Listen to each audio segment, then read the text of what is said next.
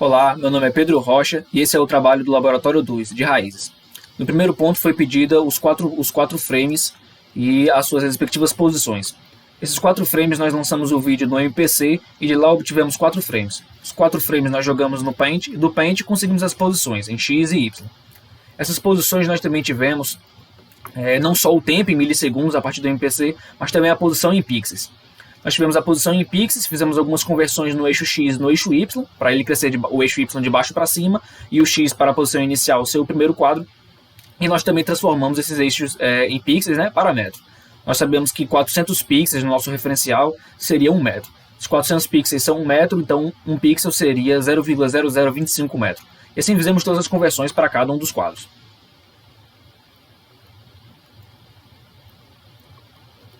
No nosso segundo ponto foi pedido o cálculo do ângulo. Esse cálculo do ângulo é fácil, no momento que você sabe, é um pouco de trigonometria básica.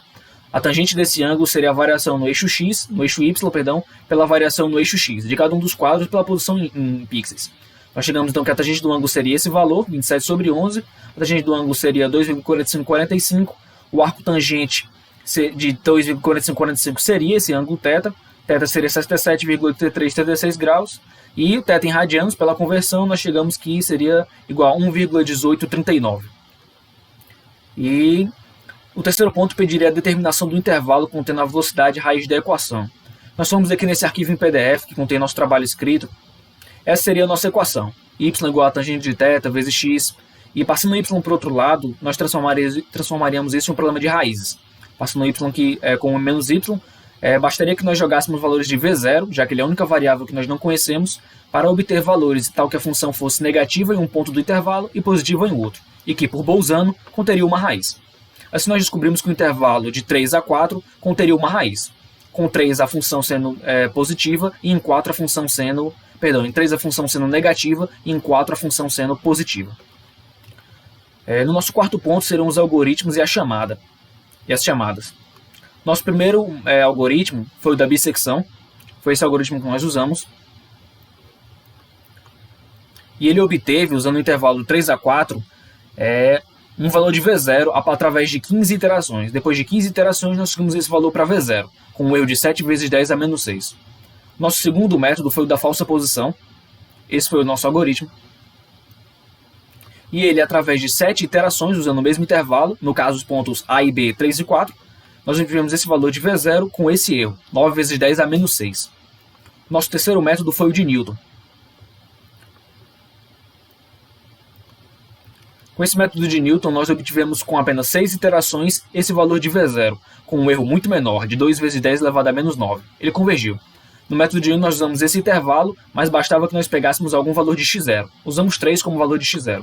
Nosso quarto método foi o método da secante. Esse foi o algoritmo. E ele também, com 6 iterações dentro desse intervalo, ou no caso os valores de x0 e x1, 3 e 4, nós obtivemos esse valor de V0, com um erro de 3 vezes 10 a menos 10. Bom, esses foram os algoritmos usados, esses foram os resultados obtidos, e a comparação entre eles, que é o nosso quinto ponto, é de que o método da bissecção e da falsa posição, eles convergem muito mais devagar do que o de Newton e o da secante, apesar de Newton e de secante nem sempre convergerem. Também era pedida a comparação da velocidade calculada experimentalmente e o valor da velocidade integral do nosso exemplo. O valor da velocidade calculada integralmente nas componentes x e y seriam obtidos com essas fórmulas.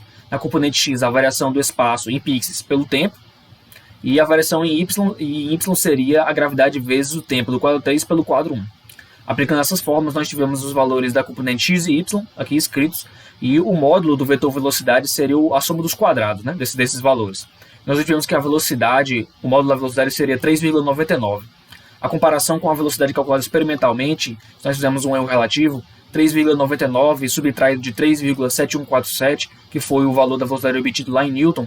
Se nós tivermos isso e dividimos pelo valor esperado, 3,99, nós temos aqui um erro de 6,8%, que é um erro um tanto grande se você considerar o erro de 5% como um erro considerável, um erro aceitável. Então, esse foi a comparação das velocidades. E no ponto 6, pediu para que nós plotássemos na primeira imagem a posição da bola, encontrada nas 4 imagens.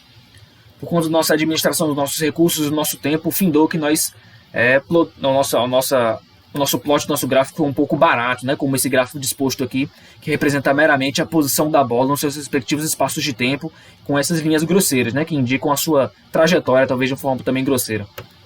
Essa foi a nossa trajetória, né? O gráfico. E esse foi o que o nosso trabalho conseguiu contemplar, dentro também do nosso contexto. Eu e meu amigo José Humberto, nós conseguimos trabalhar igualmente. Ele com a parte da bissecção e da falsuposição, e eu com a parte de Newton e da secante. Ele com o primeiro vídeo e eu com o último. Por fim, nós trabalhamos igualmente, e esse foi o nosso vídeo, Laboratório 2 de Raízes.